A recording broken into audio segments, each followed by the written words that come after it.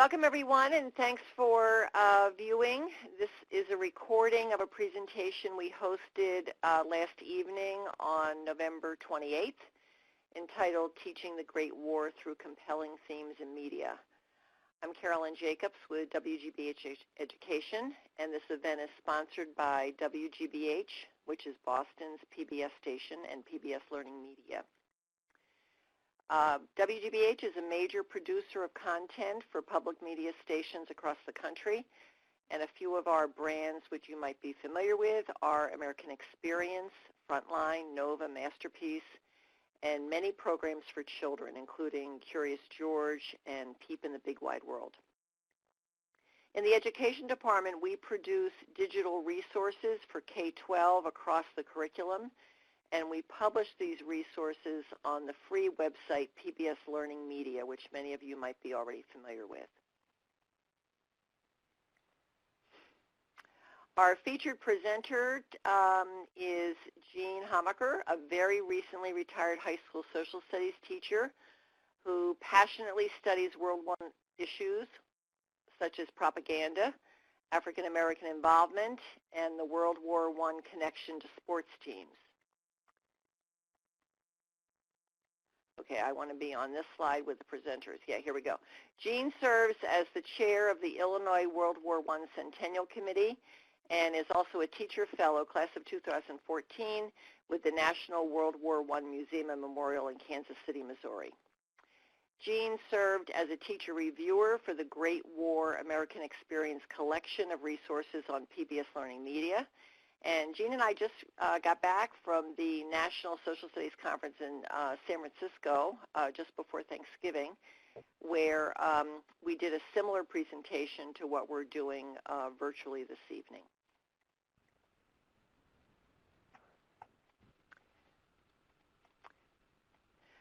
The Great War, which was an American Experience production, was broadcast in April of this year. The 6-hour series tells the rich and complex story of the war through the voices of nurses, journalists, aviators, and the American troops, known as doughboys.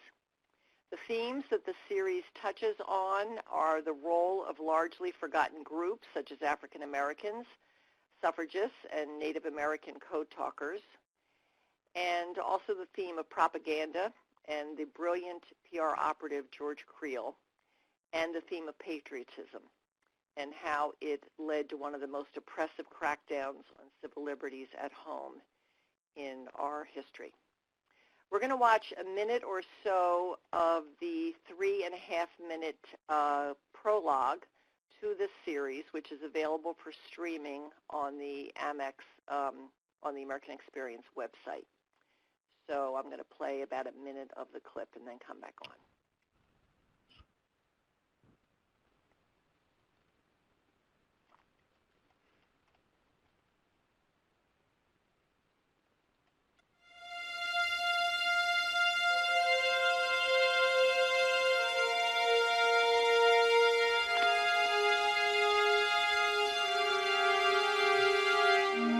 In the summer of 1917, at docks up and down the eastern seaboard, thousands of American soldiers boarded ships headed for France.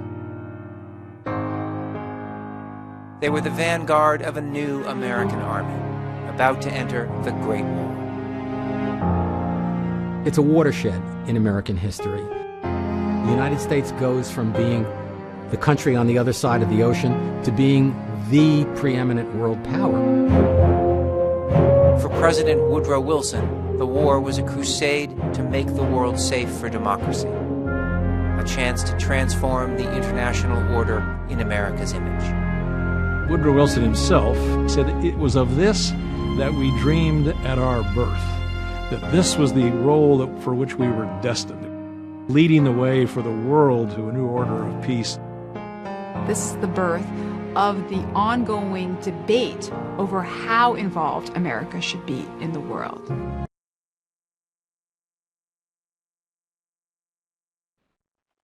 Okay, so that kind of sets the stage for the series and our conversation. We're going to go back to the slides here.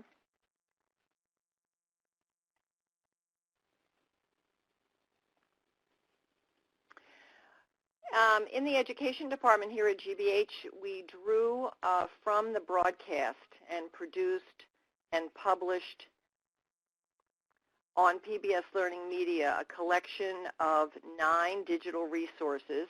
Another one is coming later this month, and we'll announce that by email. The resources include short 1 to 5 minute clips drawn from the broadcast, and also companion teaching tips, student handouts, primary sources. Everything is aligned to standards, and everything is available free on PBS Learning Media.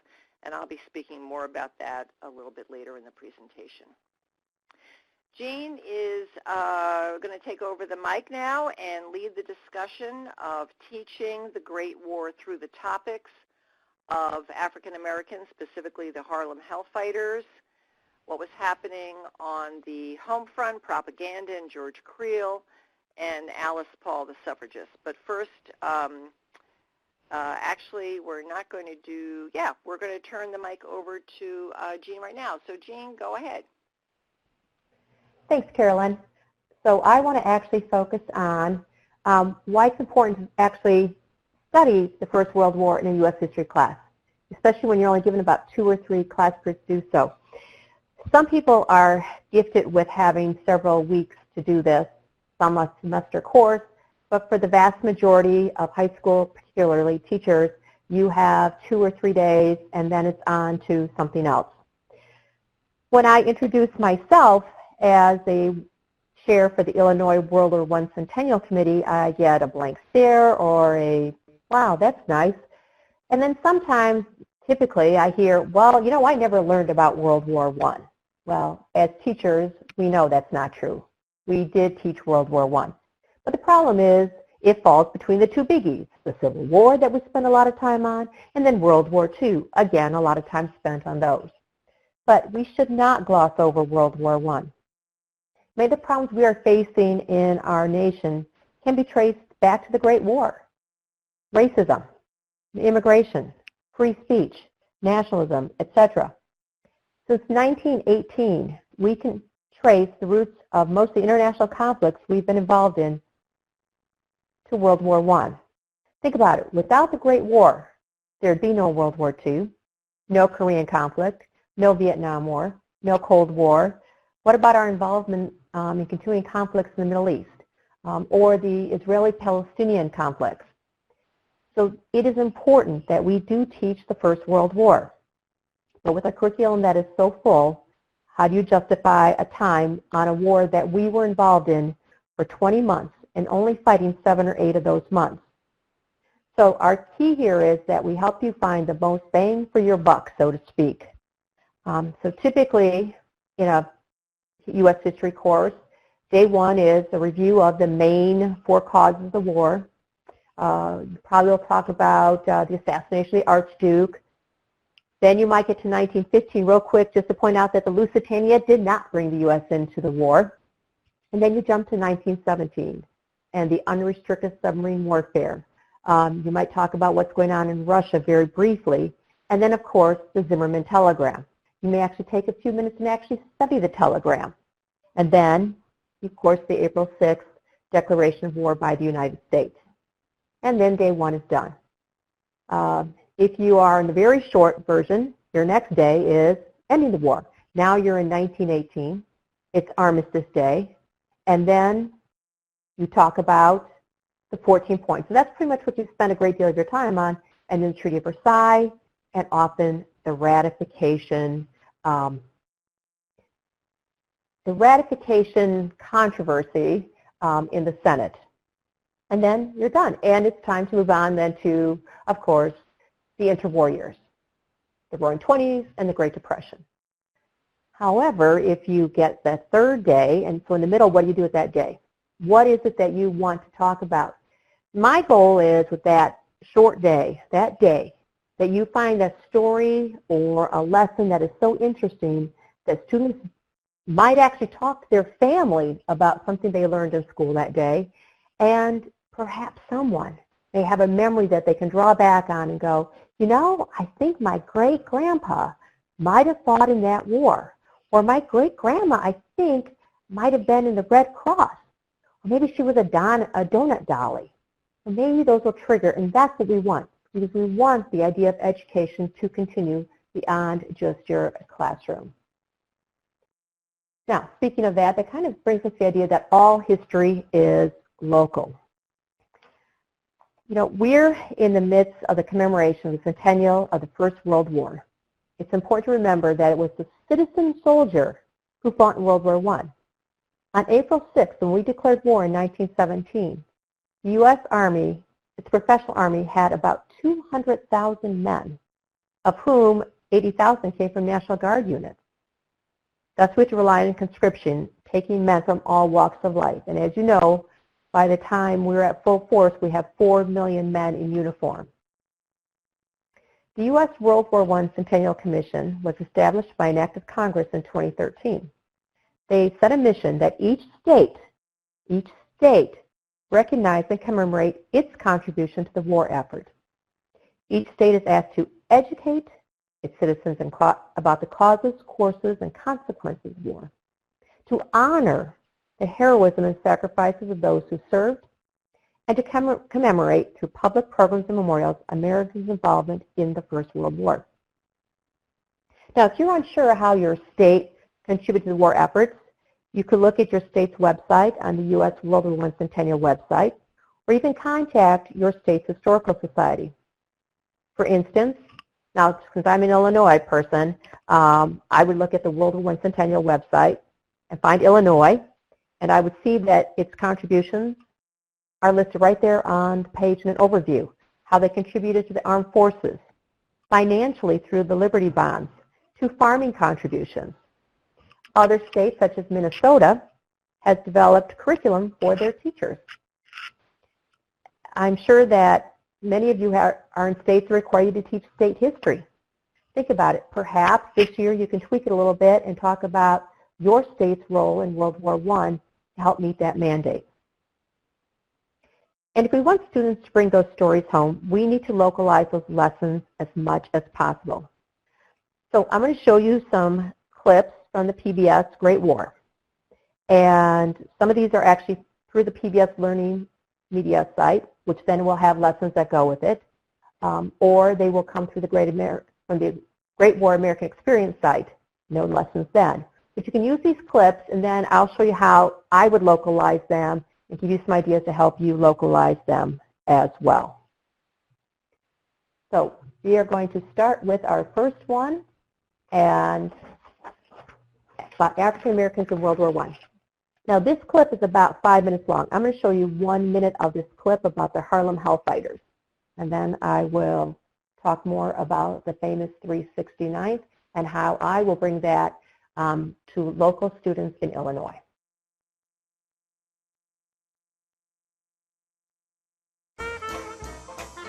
Wilson's declaration of war brought a new urgency to the New York 15th's mission. By the summer of 1917, the regiment began to attract recruits in record numbers. Our daily procedure was to put the band on top of the bus and ride down in the colored section. Then we would start the band playing the Memphis Blues. Once we got the bus crowded, we would make a beeline for the recruiting office. A pen put in their hands, and before they were aware of what was going on, they had raised their right hand and found themselves jazz-time members of Uncle Samuel's army. Young African-American men from all across the country were drawn to the new unit from Harlem. Henry Johnson was a baggage handler from Albany. Needham Roberts, a drugstore clerk from Newark. Leroy Johnston, a minister's son from Arkansas. When Wilson frames the war as a war for democracy, he offers up something that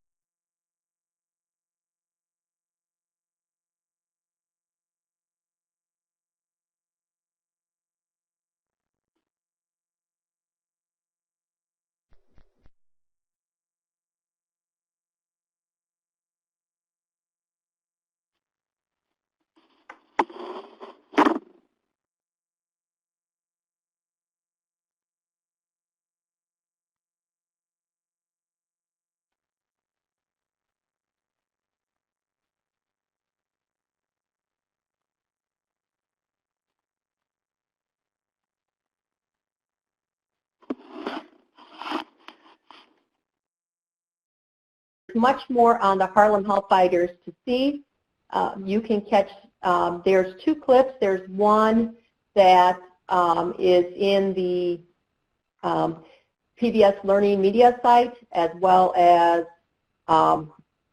here with the American Experience site. So now, Illinois, before we started watching the clip, with Illinois, we recognize the importance of the Harlem Hellfighters. Without them and the publicity they generated, Americans would not realize what role that African Americans can play as soldiers, that they can actually do the job. And it also helped pave the way for future African American soldiers. But in Illinois, we have the 370th. And the 370th is very important to not just Illinois history, but African American history overall. The 370th, aka the Black Devils, or the old Illinois 8th National Guard, served in France just as the Harlem Hellfighters did with the French, and they were the 370th was the only infantry regiment that served under all black officers. There was not one white officer at all, unlike the Harlem Hellfighters and the other 6 African American regiments that fought with the French. So, we give the students some information about that. Again, talking about Illinois, but as well as recognizing the importance of the Harlem Hellfighters.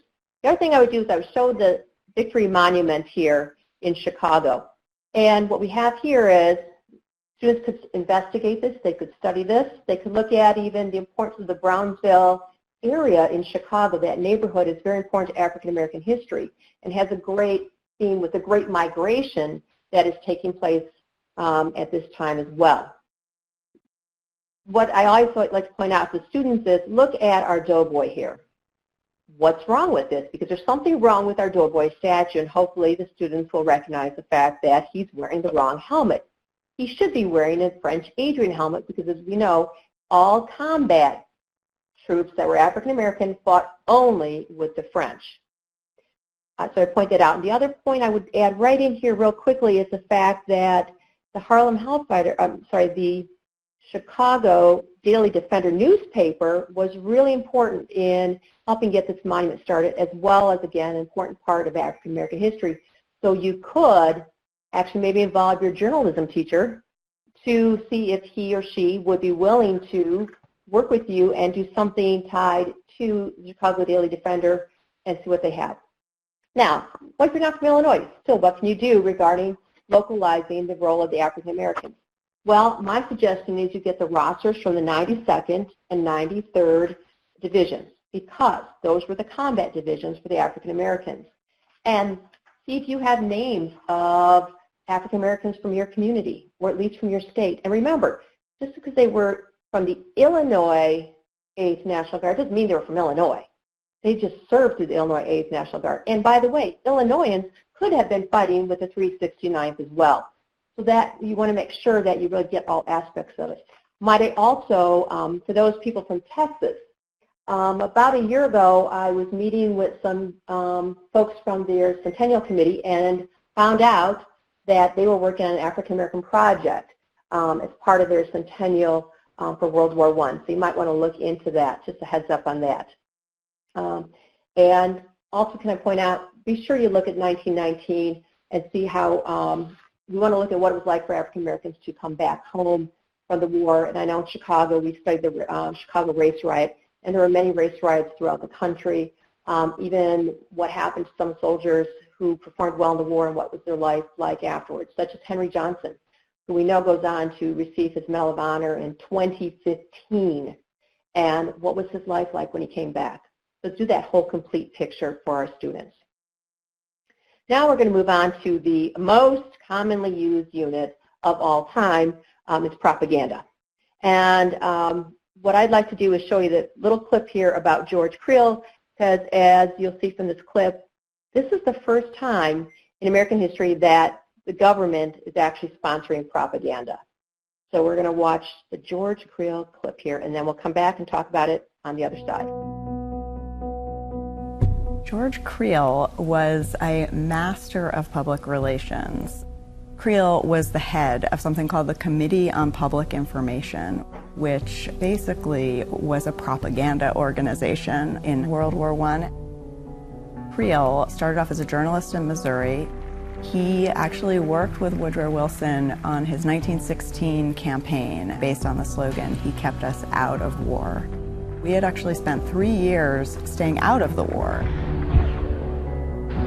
So suddenly in 1917, when we entered the war, one of the very first things that Wilson did was bring George Creel on to shift public opinion in support of the war.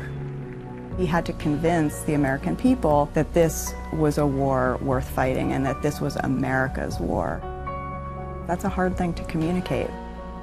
From the moment that the war broke out, there were posters everywhere. There were images everywhere you looked, very deliberately shaping public opinion. George Creel was working very much behind the scenes. Nobody knew who he was. He was not a prominent figure in the Wilson administration, but he had this profound influence. World War I is this moment where propaganda is used in a very heavy-handed way, but George Creel did it brilliantly.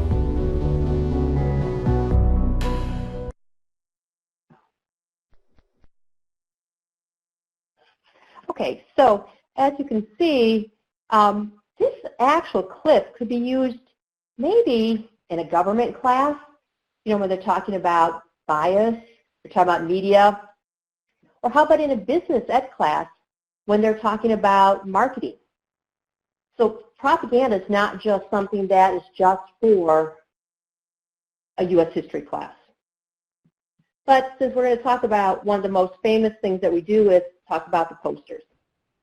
So I think there's more to propaganda than just posters. But we need to address the posters because there were 1,400 different designs of posters that were generated by the CPI. Plus there were, posters, cards, buttons, cartoons, all of this visual and sometimes art is really important to bring into your classroom as well. I picked these 3 posters because they are from the PBS Great War Image Gallery, and I picked these in particular because one here is about food, the gospel of the clean plate. Herbert Hoover's idea of, food will win the war. Now, notice on the bottom, because I'm going to talk about this, this is actually from the New York State Department of Health. So there's a poster right there that you could actually bring to your classroom because it's a New York-based poster. So if you're a teacher from New York, there you go. Right there's one for you for your classroom. The middle one, Nothing Stops These Men, Let Nothing Stop You.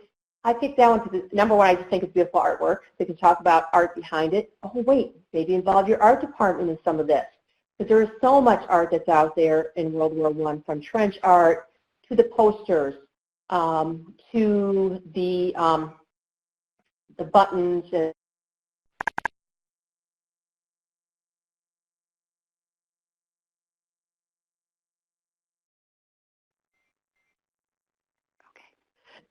And now if you look at the women's poster there, help, we talk about the Red Cross. By the way, check your local Red Cross as another source of information regarding the local people, because we do know that 20,000 American women answer the call to step in as nurses over in France. Now, as I pointed out, that we're going to talk about localizing these. I just pointed out earlier that the New York poster is there. So when I was at a museum in Illinois, I happened to come across Over the Top Illinois, and then as I was putting together this presentation, I realized that, let me see if I can find other local posters just by Googling. So good old Google, and I typed in Ohio and discovered they had a poster. It was tied to Prohibition, but still works. Indiana had one about every silo increasing food supply to feed 80 soldiers for a month. New Jersey, how about the Women's Land Army of America?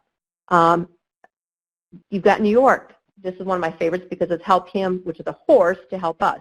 And that's because the national headquarters for the American Red Star Animal Relief is based in Albany, New York. So a lot of our students are always interested in learning the role of animals during war. So New York, you've already got a poster about that. And then you got Louisiana. Now theirs is not a poster directed to Louisiana per se, but it's about using Louisiana molasses and sugarcane syrup as the United States Food Administration poster, because of course we want to cut down on the use of sugar itself. Now, propaganda is more than just posters. How about the events that were taking place? So for instance, I'm going to talk about the picture that's up there in just a moment, but let me tell you real quickly about the United States and Allied governments' war expositions. These traveled from San Francisco to LA to Chicago to Waco, Texas to Cleveland, Pittsburgh, Kansas City. They finally ended up in Milwaukee. But you can look to see if your state had one of these expositions. Basically what it was in 1918, the government, through the CPI, and George Creel put together a traveling exhibit that went through American cities, basically like mini world fairs, to get the minds of people behind the war 100%, to inform them, to bring out their patriotism, of course to sell Liberty bonds.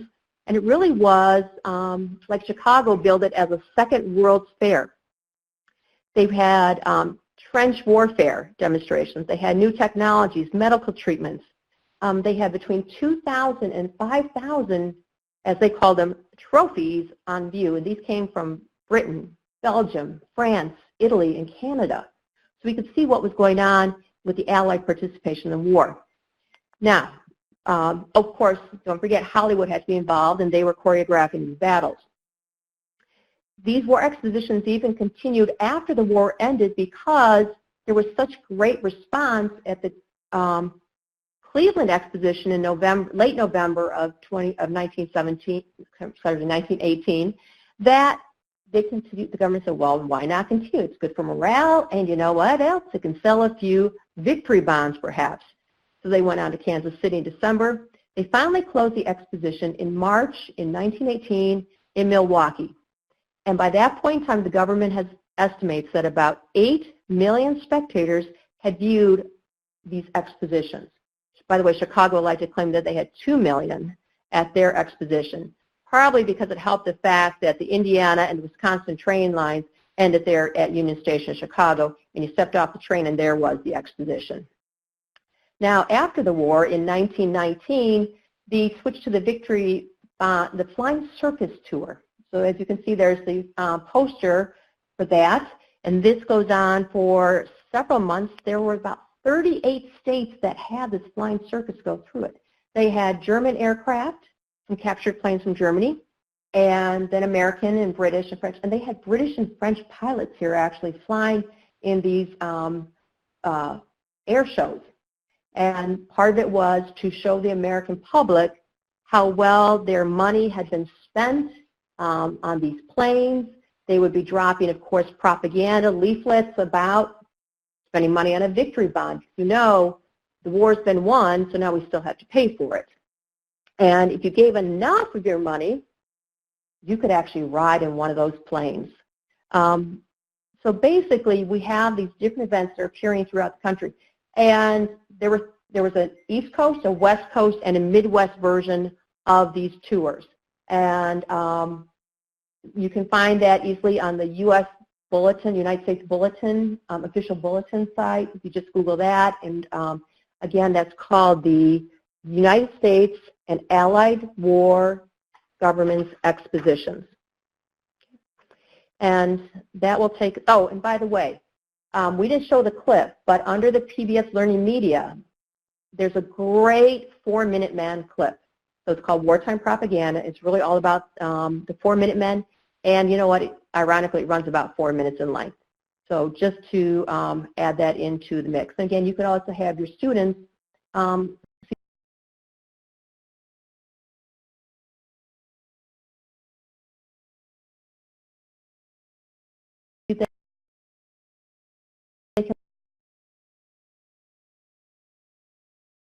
locate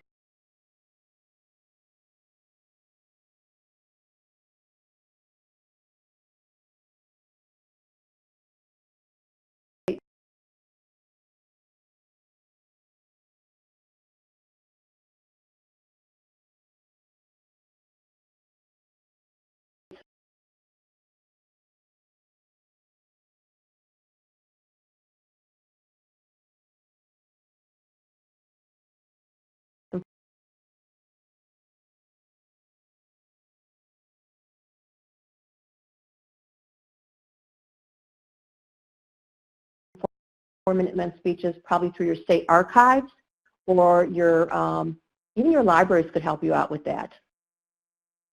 Okay. Now, Homefront is, I'm going to bring up. One thing about the Homefront I want to point out to you that some of this will actually kind of overlap with propaganda as well. But I think with Homefront we could really involve, this could be where you bring your culinary teachers in and share with them, as you see on the bottom of this slide, the American Experience has 7 victory recipes, 1 for every day of the week. And we have to remind our students and even our culinary teachers that the idea was to eat less meat, eat local, use less flour, and use less fats. Oh, wow, just kind of the same things we think about today.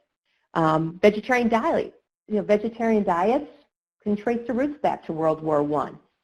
Now, of these,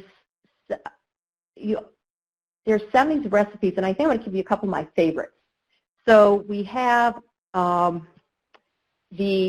camouflage roast. Of course, you can't eat meat because that's a meatless Tuesday, so instead you use peanuts in place of beef. Now, I know as classroom teachers, peanuts would be an issue, so that's probably not one of the recipes to bring to the classroom.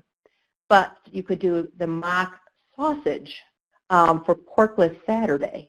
By the way, don't forget, you want to make these new foods as appetizing and attractive as possible. And in this case, they use lima beans as the protein. There's also the War Butter Fat-Free Fridays. This was how to turn 1 pound of butter into 2.5 pounds of butter. Number one, because they want to extend the butter here at home because the Europeans were lacking butter, and also for the war effort, other fats like glycerin were needed. So that's just one way, is by contacting the local women's groups. And again, like I said earlier, looking to your Red Cross and that as well. Don't forget, if your high school's been around for over 100 years, they might have had programs. Check the yearbooks. There could be pictures in those yearbooks about a cooking lesson with those recipes. You never know what's out there. Now let's look at the sad part. This is, to me, a very sad part of our history at this time, as what we're doing to our German immigrants in particular. And we have to remember that before World War I, we got 1915. In 1915, 25% of all American high school students were taking a German language class. By 1918, less than 1% of the entire United States high schools even offer German as an elective. So let us kind of just watch this clip. There's no reason to lead into it with any descriptions. It stands as its own very strongly. I need to actually turn the clip on first. And here we are. Immediately after the U.S. had declared war, local governments, civic organizations, and even ordinary citizens began an attack on German Americans and their culture. There are children who are instructed by their teachers to cut German songs out of the music books that they use in their classrooms. There is a public Stein-breaking fest at one point to keep people from drinking German beer. There's even in one town in Ohio a really gruesome slaughter of German dog breeds. But it's important not to let these ridiculous stories to overshadow what is really a wholesale destruction of an ethnic culture in the United States. Germans were pressured to stop playing German music, to stop going to German plays. And when I say Germans, I mean German Americans whose ancestors might have been in this country since before the Revolution. The president issued a decree that made any German living in the United States register as an enemy alien. Almost 500,000. Okay, I'm going to pause the clip here because I think you have the idea what is being transmitted here. The problem in America during this time, it was a very geographically central thing. So if you were in the Midwest, this was really a really big problem in the Midwest because so much of the Midwest had German heritage to it. For instance, St. Louis newspaper at St. Louis campaigned to, quote, wipe out everything German in the city. So when you're having this going on and you have the press and that pointing out these messages to the people, or you have Robert Prager in Collinsville, Illinois, lynched because he's German. You have people in Wisconsin being threatened that they didn't pay their Liberty bonds enough because they were German Americans. The big hyphenated Americans was such a problem back then. You had vigilante groups who were going around. It's when the United States entered World War I, approximately 1/3 of the nation were either foreign-born or children of immigrants, and more than 10 million of them actually derived from the nations of the Central Powers. But yet it was the Germans who really were singled out.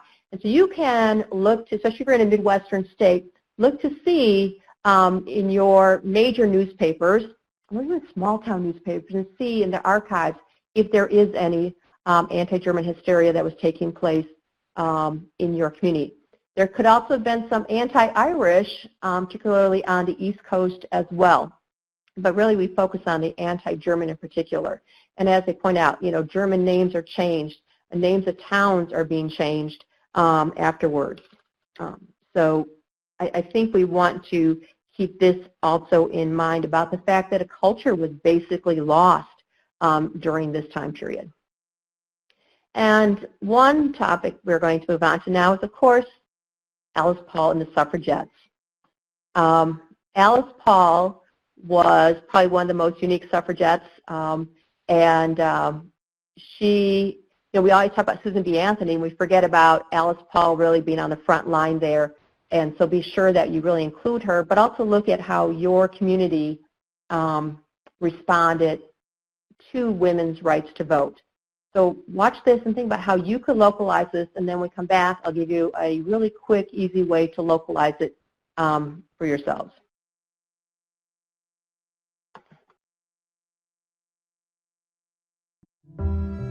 Alice Paul and her small band of a dozen suffragists had been the first Americans to actively picket the White House.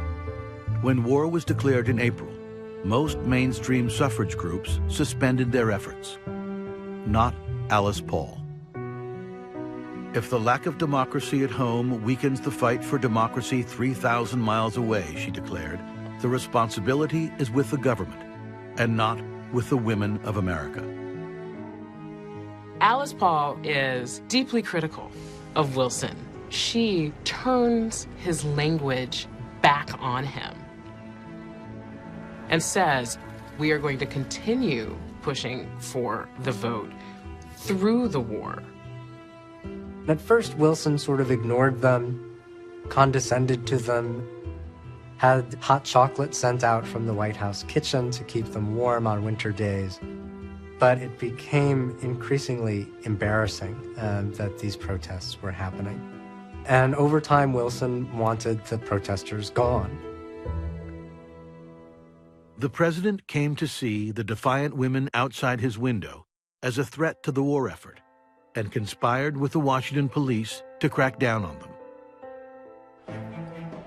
In June, when the suffragists raised a banner reading, "This nation is not free," mobs of angry men and women assaulted them, throwing eggs and tomatoes and shredding their signs.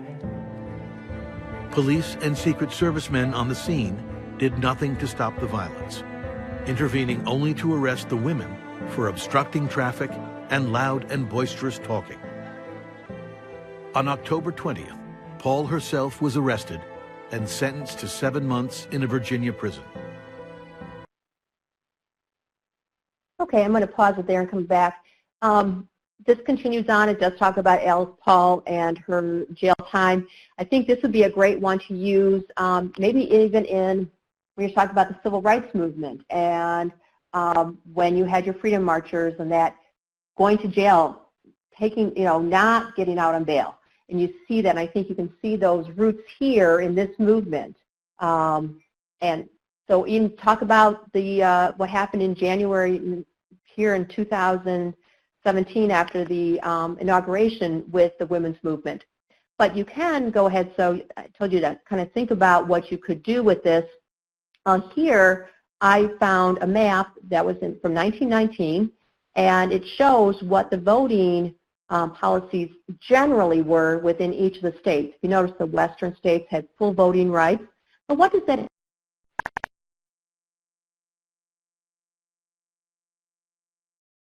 Recording now. So what you can do with these, look at the western states to see, did they have any women who went off to Congress or even state offices? Now we know Jeanette Rankin, you know, she is from the western states, and she, of course, is one who votes not to go to war. But to look, is there someone beyond Jeanette Rankin who was sitting in Congress making that decision? Then look at your own state, let's say Illinois. What really, did they have any local rights to vote? Some states gave women local rights, so see what it was. And then maybe even look at the 1920 election and see how many women from your state actually did vote. And that. So that's just one way to really localize that. And of course, this could be a lesson that's not taught in history, but in a government class. So, or you're looking at an 8th grade. I know Illinois requires the Constitution test to be passed in 7th or 8th grade. So therefore, this could be something that teachers could do just for a little aside moment. They're not memorizing everything they need to know for the test. Okay, so we're not going to show the clip from here. As you can see, there is a link to this full 30, I think it's like about 36-minute clip. But what happens here is Jeanne, who's the former historian in residence for WGBH, and Chris Capozzola, who you see throughout the entire Great War series, are doing a post session 1 of the Great War, and they're leading into part 2. And they're taking questions from viewers. And the last question is the one I want to reference, and that is the last viewer asked a question about what should people take away from World War I and what should they start questioning about. And I think Chris's answer is great, so I'm just going to sum it up real quickly here. What he said was we should not forget how divided America was over the war once we got in. Not about getting into the war, but how we should fight it and how we should treat one another at home, even how we should balance liberty and security. And then he said what we should question is how did the war play out in each community? He said these tensions played out differently across the country based on geography, which we've mentioned about like the anti-German hysteria, and even economics, your farming communities versus your industrial communities and that as well. And he said, and you can answer these questions best for your local studying your local history and contacting your local museums. I would like to say also your state archives, look at your local libraries as well. And then sometimes you may need to go even further on. And again, like I said, go on to the World War I Centennial websites and see if you can find something on there as well. There's one last thing I want to leave you with before I turn this back over to Carolyn, and it's a simple question of how can we continue to teach World War I lessons beyond just those few days that you have in class? Okay, so think about that for a moment. I'm going to give you just a real quick answer that I would suggest. One easy, simple thing is you're studying the Vietnam War. Go back into the archives and pull out Ho Chi Minh's letter that he wrote in 1919 to, I believe, Secretary Lansing, who was at the Paris Peace Conference to get this delivered to Wilson. And really, it's about the 14 points, you know, asking for self-determination for the independence of Indochina. Think about the fact, had that letter gone to the right place and actually someone read it and took action on that, would you even be doing a Vietnam War unit? So you got to think about that. United Nations, look at when you're studying the United Nations, go back to the 14 points, the Treaty of Versailles, the League of Nations, and look back at those and see how the United Nations improved on some of those ideas. So again, I think, Carolyn, I think I've covered my part, and back to you. Great. Hi, Jeanne, can you hear me? Am I muted? Am I live? You are live. Wonderful. Okay. Well, thank you, Jeanne. Wow, we did this presentation last night with a live audience, and we had a very rich conversation in the chat box based on some of the reflection questions that Jeanne has asked and all of her wonderful ideas. So I hope that you're enjoying this. And if you do have any questions or comments, you're welcome to send them to me. It's Carolyn_Jacobs at WGBH.org, and you'll see my email at the last slide also. All right, we're winding down. I just wanted to call attention to the American Experience, the Great War website, where you will find a wealth of additional articles, short clips, and also an image gallery. These are not specific for educators, so they're not coupled with teaching tips and curriculum support materials as they are on PBS Learning Media, but there is a wealth of rich information here that you're welcome to use. PBS Learning Media, as I've mentioned, is this free website that has 150,000, I think we're up to, resources now for K-12 teachers, all subjects, but we're very strong in social studies. And on the site, we have recently launched the Great War collection of resources that includes 1 to 5 minute, actually I think they're 1 to 5 minute clips drawn from the broadcast and surrounded by teaching tips and handouts, etc. These are the topics that we're covering in these 9 resources, and a few of these are directly related to Jeanne's presentation. The one challenges of making peace is not a video clip, but is instead an interactive lesson. And I wanted to spend just a minute and talk to you about what that is. First of all, in this one, students are examining how the war affected the United States, France, Great Britain, and Germany, and why it was such a challenge for Wilson to orchestrate a just peace. The students will watch videos from the Great War production, read primary source documents, video transcripts, analyze data, and this all culminates in a final activity. So the interactive lesson is a platform that WGBH produced, and we have many, many of these interactive lessons for across the grade bands and curriculum, but I'm thinking in particular for social studies teachers, not only this one for the Great War, but there's a collection of 6 interactive lessons on U.S. history topics. Imperialism, the Spanish-American War is one of them. Louisiana Purchase is another. And they all take the students through a one-to-one with the device lesson that's designed for 1 to 2 class periods. And in these, in the U.S. history collection of lessons, there's a very heavy writing component. And so like the Great War, students are watching short video clips, they're responding to writing prompts, they're looking at primary sources, some political cartoons and things, and then doing some online assessments. And we find that teachers are using these in a flip model. They're assigning them as homework for parts of them. They're projecting the lesson for the whole class. They're assigning them in small groups, a whole variety of ways. So you'll find many interactive lessons on PBS Learning Media.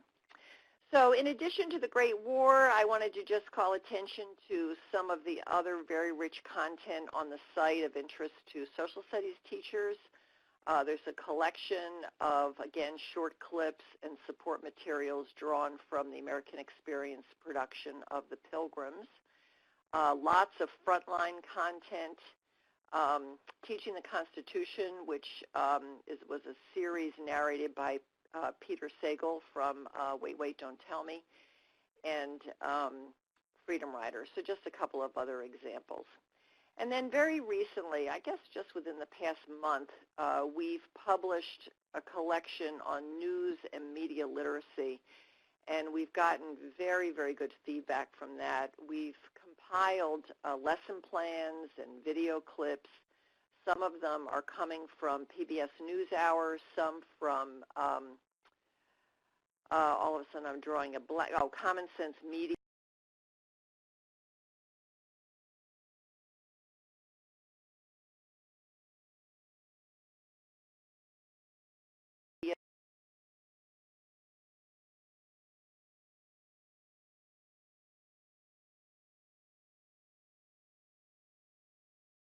Which